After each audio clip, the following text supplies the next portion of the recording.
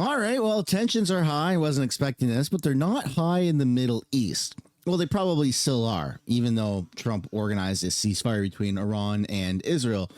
Where tensions are higher domestically in America. President Trump is about to take off for the NATO summit. And as of right now, he's either en route to the NATO summit or at the NATO summit. But when he was leaving the White House, when he was leaving America, about to board in his helicopter, the press was attacking him and he just snapped, lost it. And I can't blame the guy. The guy is dealing with real world stuff, like actual conflict, nuclear weapons, like craziness. And he's being attacked and attacked and attacked by the Democratic Party, by the Republican Party, by Republican supporters in the press. Like everybody has been attacking Trump, it feels like, from different angles. And so he just dropped an F-bomb. He dropped the big F, the big F. And it's organic. It makes sense. But it's interesting because we don't see Trump ever swear. We know he doesn't drink. We know he doesn't smoke. And we kind of know that he doesn't really swear, but he just doesn't care now. So yeah, that happened. And we get updates from Air Force One as to what else is going on. But on the Canadian side, Mark Carney sold Canada to Europe, like actually sold Canada to Europe. And Trump is not going to be happy about that. And I predict at the NATO summit, he's going to say, Canada's not allowed to do that trade with Europe. They could do it with us, but it's a national security issue. I'm calling it right now. That's what I'm predicting, but let me know down in the comments if you guys agree or disagree. Nonetheless, welcome back to the channel. Welcome back to another video, everybody. Before we get into it, I do want to encourage you all to hit the like button and subscribe if you haven't already. It does really help grow the channel. And without further ado, let's get into this because this is quite peachy.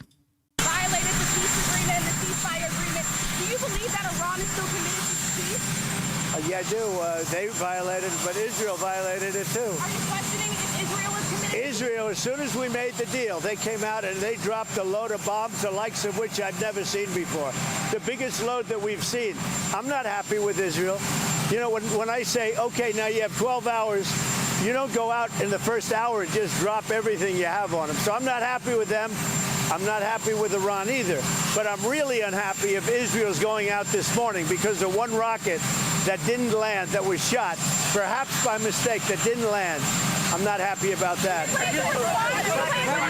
You know what? We basically have two countries that have been fighting so long and so hard that they don't know what the fuck they're doing. Do you understand that? Do you kind of respond to Iran? He ain't messing around. He just is not messing around. And honestly, the quiet part is now been said out loud. This fight has been going on for so long that what the hell are you guys even fighting about? I mean, your great-great-great-grandparents started it. Just drop it. Come on. Let's all get along. Or you're going to die. America's just going to bomb you. That's it. That's how this works. Get along or die. Die like a dog. Anyways, that's not the only thing that we heard from Trump. He's also on Air Force One taking some more questions. Do you want any consequences for Israel or Iran for breaking? They didn't do anything. No, they didn't do anything. They would have if I put out a statement on truth, and they didn't do anything. Sir, how are you confident that this might not happen again? Say in a couple weeks that... Tired of it. I think they don't want it to happen again. And Iran's not going to have a nuclear weapon, by the way. I think it's the last thing on their mind right now. Mr. President, did Iran make any commitments yesterday about uranium enrichment? About what? About uranium enrichment and... They're not going to have enrichment, and they're not going to have a nuclear weapon, and they know that. They're going to get on to being a great trading nation. You know, they're very good traders, and they're going to be a great trading nation, and they have a lot of oil.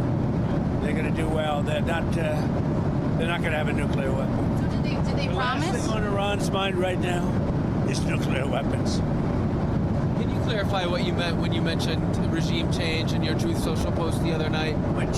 Regime change. Do you want to see regime change in Iran? No. If there was, there was. But no, I don't want. That's interesting because there's a whole rhetoric out there that's claiming that Trump wants to see a regime change. And to be honest, it would probably be for the betterment of the world to get rid of the RGC and to just get someone in there that goes back into the 70s, where Iran was a very westernized culture. I don't know if people know that, Women were allowed to wear bikinis. They were on the beach. They were flaunting themselves more so than they were in France during the time. And then in the 70s, the regime booted up again. And now all of a sudden, it's a quite oppressed country that focuses highly on terrorism. So is Trump trying to be diplomatic and saying that he doesn't want a regime change? Probably. I mean, very likely. But if there was an opportunity for him to create a regime change with zero consequences, then likely that's the route that would be taken. I'd like to see everything calm down as quickly as possible. Regime change takes chaos, and ideally we don't want to see so much chaos, so we'll see how it does. You know, the Iranians are very good traders, very good business people, and they got a lot of oil. They should be fine. They should be able to rebuild and do a good job. They're never going to have nuclear, but other than that, they should do a great job, which is exactly where I've been saying for years, you cannot let Iran have a nuclear weapon. But we're going to be with, where's Marco? I think Marco's here someplace. Right, you know, our great Secretary of State. But we cannot let them have a nuclear weapon. They won't have a nuclear weapon. And I will tell you, the last thing on their minds is nuclear weapons.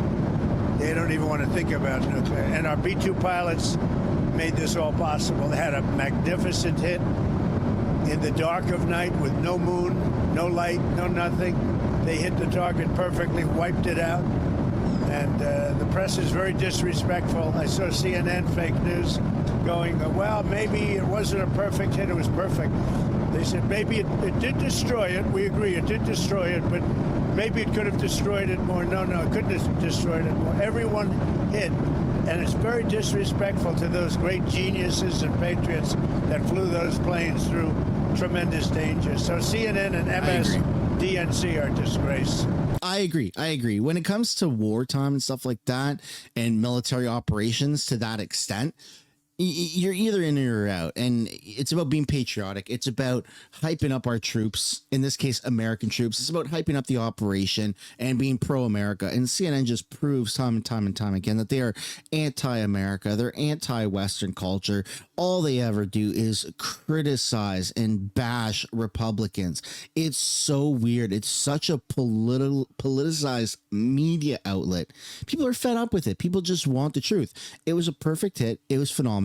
It's, in my experience, in my lifetime, the most badass military operation that's ever existed. And I can't wait someday for the details to actually start to come out a little bit more, even though there's quite a few mock-ups and like CGI and AI made videos out there that show and depict what exactly happened, but it's freaking cool. But I'd love to know your guys' thoughts and comments down below. Do you think it was a perfect hit? Do you think it wasn't a perfect hit?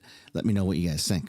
Next up, we're taking a look at Canada, China, Canada. Mark Carney, what does he have to say? Selling our soul to Europe. Well, it's not good. It's actually quite concerning. Mark Nixon posted this 1-minute clip on X that got almost 500,000 views. Holy smokes. Mark Carney lied to get elected. Now he's signing Canada into a new world order with Europe. Digital ID, climate change agreements, carbon tracking, the whole WEF playbook. This isn't sovereignty. This is submission. Even the masked elbow up brigade didn't ask for this. Joint research and innovation. You know, at its core, final word, Europe was born as a project of peace. And Canada, over the years, over the decades, has served alongside European allies in pursuit of that peace. It's that, in those circumstances, from Vimy to Juno, that the world came to know the value of our strength. But now we're working alongside the European Union to combat climate change, to achieve the Sustainable Development Goals, and to protect, amongst other things, academic and scientific freedoms. In these ways, the world knows the strength of our values. And this partnership, which is in defense and security and economics, really builds the strength, builds those strengths in both our jurisdictions, and lives up to our values. Oh my goodness, man. This guy sold Canada out to Europe. It doesn't just end there. Okay, Carney is actually making a deal with the EU ahead of the NATO summit. And CBC seems to be very excited about it. I, for one, am excited about the fact that Canada could potentially make money. That's all I care about. Let's make money. Let's sell oil to Russia. I don't give a shit. I really don't. Remove the sanctions, start pumping oil. Maybe I'm naive. Maybe I'm stupid. Maybe it's everything. But Canada needs to, or maybe I'm just being a little funny. Canada needs to be making money, and we have a big customer, the world's biggest customer, right next to us. We don't need boats. We don't need to traverse an ocean. We can just ship it to them. In fact, we don't even need to ship it. We got a pipeline. It goes right through their border.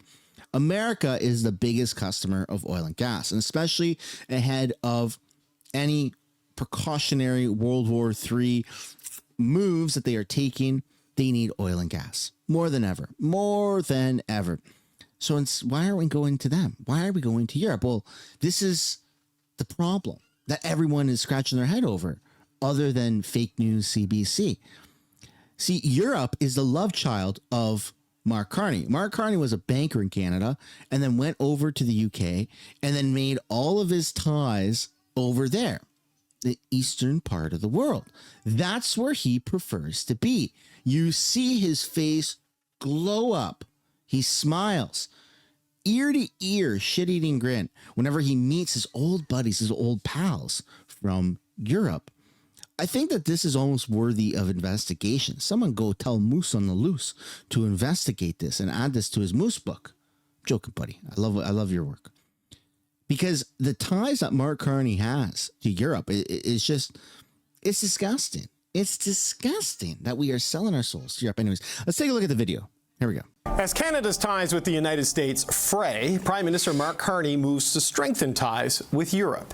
Carney has signed a strategic defence and security partnership with the European Union, an agreement that comes as Canada rewrites its relationship with the United States and works towards a new trade deal. What we're going to do, irrespective of the outcome, is we are going to build trading relationships with like-minded partners, reliable partners, partners that are aligned with our values. It begins here. You see the ambition in this partnership and the scope of ambition, and that's the future of trade. Okay, we have some partners who are aligned with our values here. It's the Power Panel. Lisa Raitt is a former Conservative cabinet minister, and here with me in the studio, Vandana Cotter was an advisor to former Prime Minister Justin Trudeau, and Jordan Leichnitz is a former NDP strategist. Good to see you all. It's Monday, right? Happy Monday. It's good to see you. Lisa, start with you if we can. There's a long statement here. Long. It is. I read it, and I was like, these are all the things the G7 didn't say. So the European members in Canada are saying it in this statement, but you can see the strategic intent here. This is the chess game that Mark Carney is trying to play of moving away from the United States and connecting more with Europe. What do you make of the direction and intent of what was unveiled today? It's a lot. I mean, everything is in there. So I think it's so expansive. There's a couple of things that I zeroed in on that I care a lot about. First of all, in there is LNG. That we're going to work with our European partners on LNG. I give a check mark for that. They mentioned nuclear in there, looking to see whether or not we can progress through a new deal for nuclear. I like that as well. I think that's a really positive thing. I like the fact that we're talking. I don't like the fact that we need other countries to work on nuclear. I believe that Canada could be a nuclear energy powerhouse, the leading nuclear energy in the entire world. We have the most advantageous landmass out there, out of any other country in the world. We have a natural refrigeration system unlike any other. Russia, perhaps, but they're not really focused this much on nuclear energy. Canada could put up a whole bunch of nuclear plants, small modular reactors in northern communities, in northern parts of this country, and the sheer coldness of the land would just help cool it down. And we could see how that goes. And then we could go from there. It's insane that Canada is not investing in. It's because nuclear, it sounds bad. It's the cleanest energy. It's the most powerful energy. Oh my goodness, man. You know that one little tiny, almost grain of rice, one small little speck of what uranium or nuclear energy, like tiny, tiny little piece, is as powerful as over 100 barrels of oil. That's insane. We should be absolutely doubling down on this. It's crazy that we're not doing it. And I don't think that we need European partners. I don't even think we need American partners. We could be doing it ourselves, but whatever, man, whatever. Look at this. What is this? What are the Three Musketeers? What the hell is this? This handshake. Talking about defense procurement, I think German subs probably make a lot of sense for us. The reality is that we did get squeezed out of some other big discussions around defense. We got squeezed out between the Americans. Marco Mendicino, look at that. Oh, it's spotted out in the wild, sucking at the taxpayers' teat. And the Australians. We got squeezed out of another one with respect to Japan and India. So it makes sense that we pivot to Europe. I think the Prime Minister is filling in gaps that have been left, quite frankly, by a previous government. And that's the dancing partner that's left for us. So let's see how it all pans out. But there's stuff in there that warms my cold conservative heart. So that's not a bad thing. There are so many cold conservatives' hearts being warmed by the Mark Carney era here, Vandana. Like, how are the policies? Yeah. How are the Liberals feeling about this? I just wonder, what are your thoughts on what we saw here with this, this framework with Europe? Because there's still some real meaningful details to come. Yeah, I mean, this is what Mark Carney has campaigned on, both in leadership and during the campaign. So I think Liberals are not surprised by it. He talked about the fundamental change in the relationship with the United States and how we had to find better alliances. And we've overly relied on the United States. So I think this is a shift that we have been prepared for, Mark Carney has been preparing for. And I saw both your points to the long statement. They talked about a number of other things. They talked about global institutions that they are aligned on. They talked about world crises, so more traditional geopolitical view. And I noticed that President Costas also was talking about shared values of reliability. Mm-hmm. They talked about our similar vision to how we see foreign policy. They talked about Africa. So a number of things that also, on top of what Lisa said, they're united on and have a vision on. So I think we'll see more of that. There's a reference to climate change in this thing, Jordan, which we did not see at the G7 just a week ago, which is we know why. But what's your high-level takeaway from what we saw today here? Well, I mean, to me, this just underlined the degree to which the G7 had become a disaster avoidance exercise, or an exercise in sort of managing Trump and the Americans, rather than one where people like-minded countries were coming together around a table to achieve a diversity of sort of foreign policy goals. So you saw that actually coming out in this statement and not in the G7 statement. And, to hear, as we did in the wake of the G7, that, potentially the Americans were looking to water down some of the language around Ukraine, certainly that would be of significant concern to a lot of European allies. So I noted in the statement that there was a good amount of time taken to really underlining that commitment and Canada's commitment. And look, I think, for a very long Okay, so I said that if Mark Carney does good stuff, that I would say that he's doing good stuff. Here's my take on everything that's going on.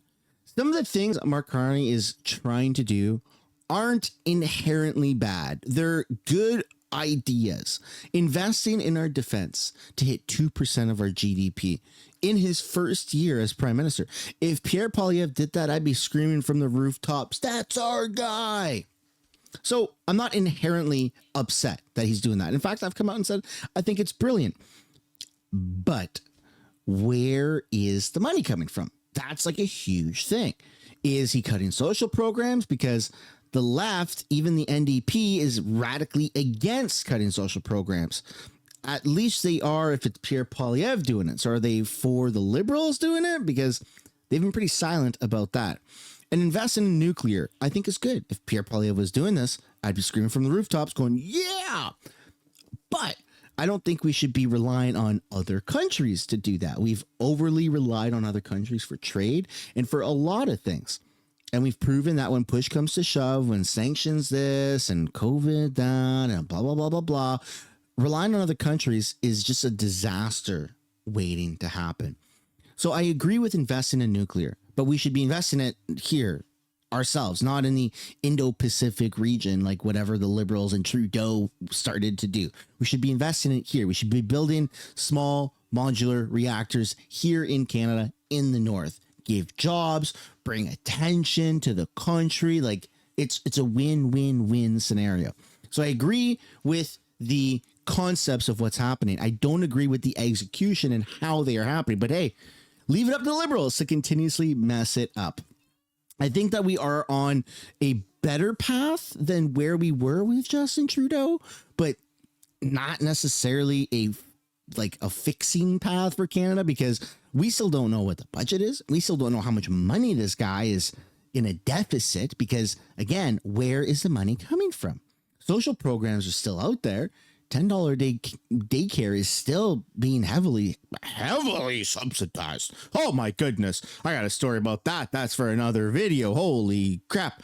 Personal experience with that. Oh my goodness. Looking at my kids going into daycare.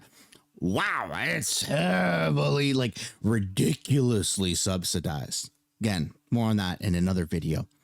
So I just kind of want to pass the question off to you as we approach the end of the video. Are you agreeing with this? Like the defense spending, with investing in nuclear, with trade deals with Europe? I don't necessarily agree with the trade deals with Europe, but I just want Canada to start making money.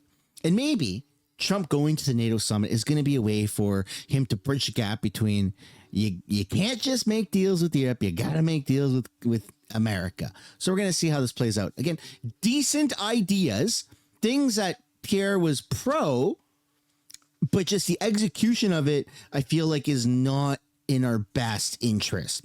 Again, my opinion, I would love to know yours. That is the end of the video, folks. So if you did enjoy it, it'd be super awesome for you guys to hit the like button, subscribe to the channel, and I'll see you in another video. Bye for now.